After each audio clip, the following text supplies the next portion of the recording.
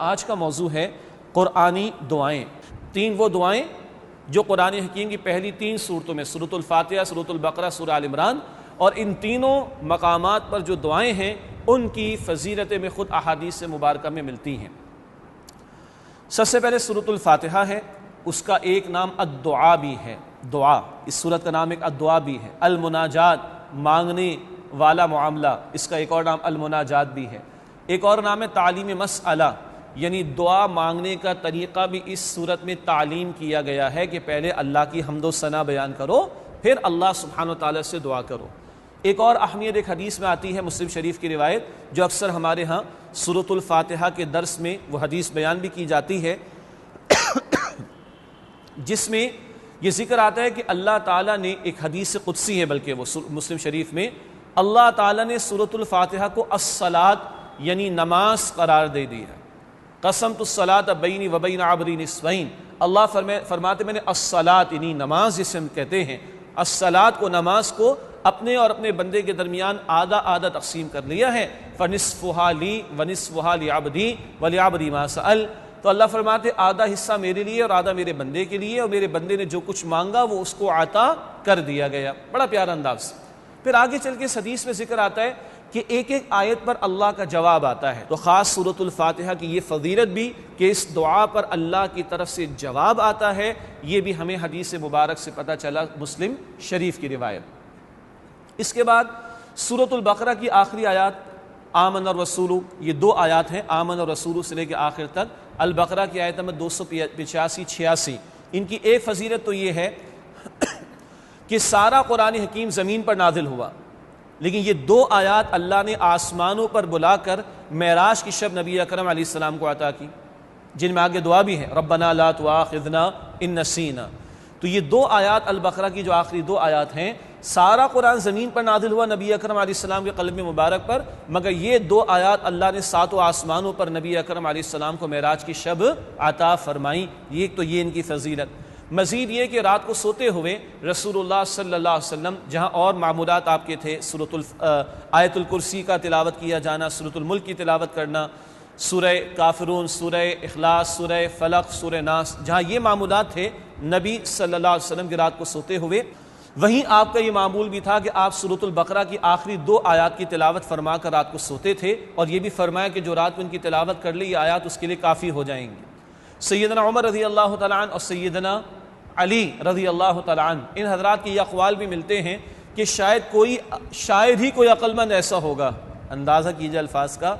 شاید ہی کوئی عقل مند ایسا ہوگا کہ جو رات کو آیت الکرسی اور سورۃ البقرہ کی آخری دو آیات تلاوت کیے بغیر سو جاتا ہو۔ اب آپ دیکھ رہے ہیں ان حضرات کے نزدیک عقل مند ہونے کا معیار کیا ہے۔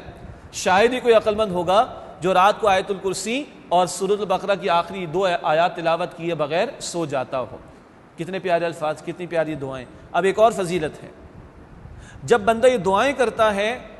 تو اللہ سبحانہ و تعالیٰ فرماتے ہیں بلا بلا بلا، میں یہ کر چکا، میں یہ کر چکا، میں یہ کر چکا، میں یہ دے چکا۔ ان دعاؤں پر یہ جواب بھی اللہ کی طرف سے عطا ہوتا ہے، بلا میں یہ کر چکا، میں یہ کر چکا، میں یہ کر چکا۔ یہ بھی ان دعاؤں کی جو البقرہ کے آخر میں ہیں ایک اور فضیلت ہمارے سامنے آتی ہے۔ تیسرا میں نے اس کیا تھا، سورہ آل عمران کے بھی آخر میں آیات ہیں، دعائیہ کلمات بھی، دعائیں ہیں بلکہ، ربنا ما خلقت ھذا باطلا،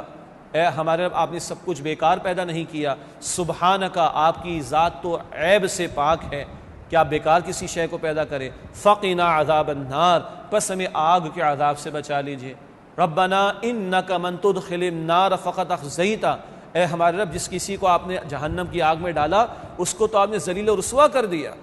وما للظالمین من انصار، اور اے ہمارے رب ظالمین کا کوئی مددگار نہیں ہوگا، ربنا اننا سمعنا منادیا ینادی للایمان ان آمنوا بربکم فآمنا، اے ہمارے رب ہم نے ایک پکارنے والے کو سنا جو پکار رہا تھا کہ اپنے رب پر ایمان لے آؤ، تو ہم ایمان لے آئے، ربنا فاغفر لنا ذنوبنا، اے ہمارے رب ہمارے گناہوں کو بخش دیجیے گا، وکفر عنا سیئاتنا ہماری برائیوں کو ہم سے دور کر دیجیے گا، وتوفنا مع الابرار اللہ نیک لوگوں کے ساتھ ہمیں وفات دیجیے گا، ربنا وآتنا ما وعدتنا علی رسلک، اے ہمارے رب ہمیں وہ کچھ عطا فرما دیجیے گا جس کا وعدہ آپ نے اپنے رسولوں کے ذریعے ہم سے کیا، ولا تخزنا یوم القیامہ، اے اللہ ہمیں قیامت دن رسوا مت کیجیے گا، انک لا تخلف المیعاد، بے شک اے اللہ آپ وعدے کے خلاف کرنے والے نہیں ہیں۔ یہ ہیں سورہ آل عمران کی آیات جن کا ترجمہ میں نے آپ کے سامنے رکھا، جو دعائیہ کلمات یا آیات ہیں ان کا ترجمہ۔ یہ مقام بھی بڑا قیمتی ہے۔ حدیث شریف میں آتا ہے کہ جس رات یہ آیات نازل ہوئی ہیں، آل عمران کی آخری آیات میں یہ مقام بھی شامل ہے، جس رات یہ آیات نازل ہوئیں اس پوری رات اللہ کے رسول علیہ السلام روتے رہے ان آیات کی تلاوت کرتے کرتے، پوری رات اللہ کے رسول علیہ السلام روتے رہے۔ اور ایک اور فضیلت یہ ہے کہ